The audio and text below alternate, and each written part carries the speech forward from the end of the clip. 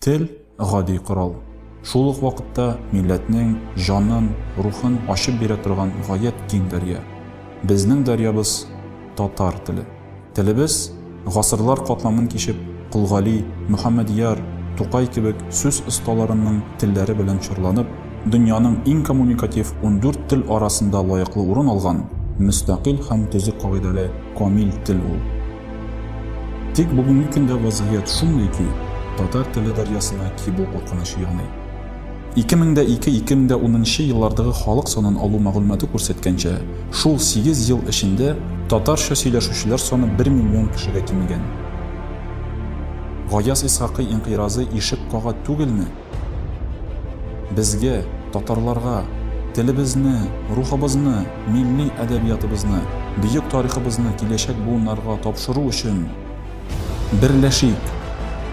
Телебезне балаларга өйрәтик. Тарихыбызны өйрәник.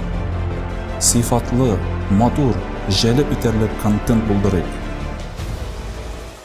Уян, татар. Теле барның иле бар.